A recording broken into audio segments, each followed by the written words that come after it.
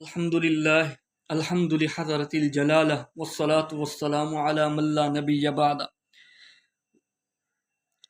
اعوذ باللہ من الشیطان الرجیم. بسم اللہ الرحمن الرحیم. یا ایہا الذین آمنوا ان تنصروا اللہ ینصرکم ویثبت اقدامکم.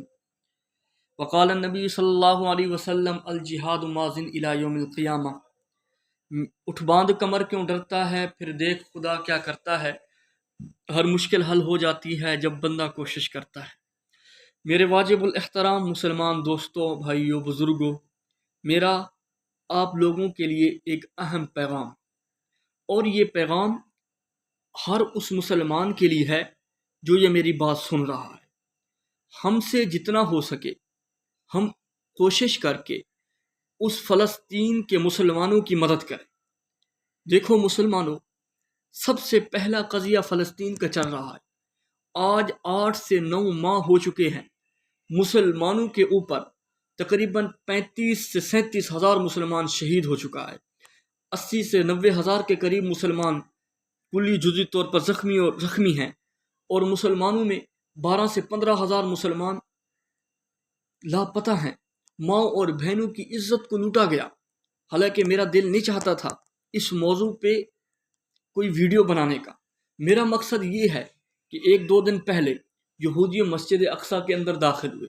6 یا 5 جون کو داخل ہونے کے بعد مسلمانوں کی توہین کی گئی، اور توہین کرنے کے بعد نبی پاک علیہ الصلاۃ والسلام کی نعوذ باللہ شان میں گستاخی کی، اور کہا نعوذ باللہ حضور مر گئے، نعوذ باللہ من ذالک.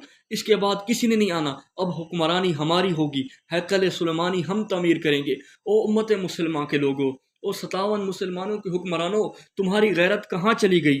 ہاں ہمیں تو وہ رسول اللہ صلی اللہ علیہ وسلم کی زندگی یاد آتی ہے. رسول اللہ صلی اللہ علیہ وسلم احد کے مقام پہ جاتے ہیں، بدر کے مقام پہ جاتے ہیں، عام مسلمان کی مدد کے لیے رسول اللہ صلی اللہ علیہ وسلم نکلتے ہیں. کسی کی گٹھنی رسول اللہ صلی اللہ علیہ وسلم دے کے کسی جگہ پہنچا دیتے ہیں. یہ رسول اللہ صلی اللہ علیہ وسلم کا خلق عظیم قرآن بھی ہے، خلق عظیم جہاد بھی ہے، خلق عظیم مسلمانوں کی مدد کرنا بھی ہے. خلق عظیم حضور کا بدر میں نکلنا بھی تھا، احد میں نکلنا بھی تھا، تبوک میں نکلنا بھی تھا، خیبر کو فتح کرنا بھی تھا. ہاں رسول اللہ صلی اللہ علیہ وسلم کے لیے فدا کرنے والے احد میں سعد بن ابی وقاص آتے ہیں. یہ بھی رسول اللہ صلی اللہ علیہ وسلم کے اخلاق ہیں. ابو بکر صدیق رضی اللہ تعالیٰ عنہ حضور کے ساتھ غار یار بھی بنے، وفادار بھی بنے. یہ بھی رسول اللہ صلی اللہ علیہ وسلم کا اخلاق ہے. خیبر کو فتح کرنے والا، حیدر کرار، ذوالفقار کو نکلنے والا لے کر علی المرتضیٰ آتے ہیں. یہ بھی رسول اللہ کا خلق ہے. میرے ان حکمرانوں کے لیے اہم پیغام ہے. 57 مسلمانوں کے حکمرانوں، تمہارے 57 ملکوں کے مسلمانوں حکمرانوں، تمہیں اس بات کا پیغام دیا جاتا ہے کہ آج امت مسلمہ کی بچیاں، امت مسلمہ کے بیٹے، امت مسلمہ کی عورتیں، امت مسلمہ کی مائیں، امت مسلمہ کی بہنوں کی عزت کا پرچار کیا جا رہا ہے. بہنوں کی عزت کو تختہ دار پہ لٹکایا جا رہا ہے. ہائے کوئی غیرت مند مسلمان ملک اٹھے. ہاں میں تو سلام پیش کرتا ہوں یمن کے لیے کہ یمن اپنی حکمت کے ساتھ، اپنی اسٹریٹجی کے ساتھ وہ مسلمانوں کا دفاع کر رہے ہیں. لبنان ہے جو مسلمانوں کا دفاع کر رہا ہے. کاش کے 4-5 مسلمان ایسے اٹھ کھڑے ہوتے. ترکی جیسے مسلمان موجود، پاکستان جیسے مسلمان ملک موجود، ترکی جیسے مسلمان ملک موجود، افغانستان، ایران جیسے مسلمان ملک موجود. تو مسلمانوں کو چاہیے کہ قضیہ فلسطین کے اوپر اپنی نظر دوڑائیں. یہ ایک قوم کا مسئلہ نہیں کہ فلسطین کا مسئلہ ہے یا حماس کا مسئلہ ہے. نہیں، یہ قبلہ اول مسلمانوں کا مسئلہ ہے. اگر آج ہم نے قبلہ اول کو کھو دیا، جس طرح ہم نے بابری مسجد کو کھویا، آج دل بابری مسجد کا نام لے کے روتا ہے. اسی طرح اگر ہم نے قبلہ اول کو کھو دیا تو ہم نے اللہ کو کیا جواب دینا ہے؟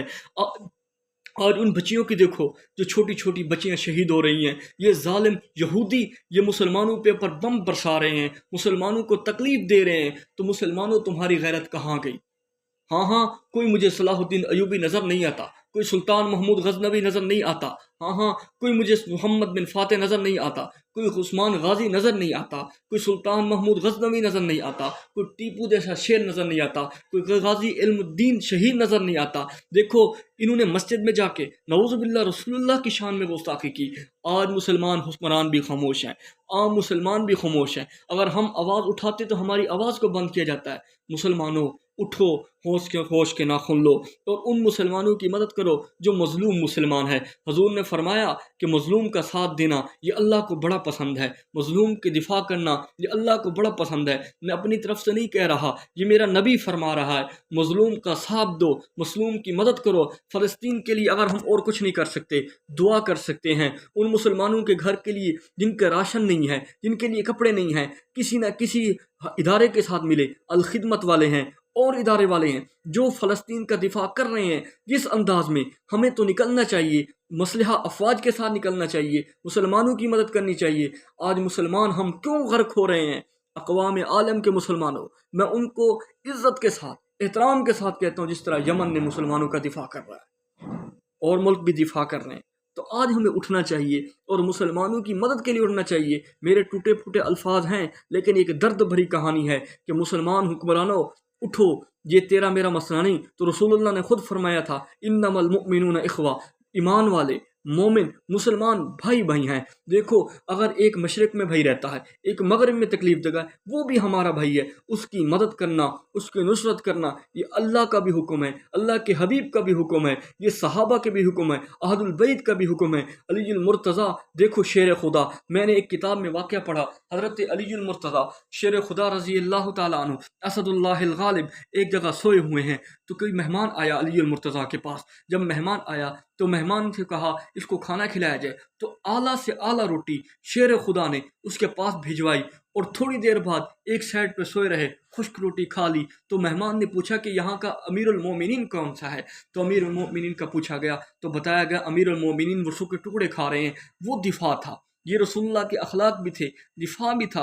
اور امت مسلمہ کو اس میں جو کچھ کرنا چاہیے وہ یہ کرنا چاہیے کہ اٹھیں، آواز اٹھائیں، ہم سے جس طرح ہو سکتا ہے۔ اللہ نے قرآن میں فرمایا ان تنصر اللہ، اگر تم اللہ کی مدد کرو گے، دین کی مدد کرو، دین میں کسی طرح کی کسی کی بھی مدد ہو، ینصرکم، اللہ تمہاری مدد کرے گا، تمہیں مضبوط بنائے گا۔ اور مسلمانوں کسی کے اوپر کوئی اعتبار نہ کرو، اللہ کے اوپر بھروسہ کرو۔ اور حضور بدر میں نکلے تھے، انفروا خفافا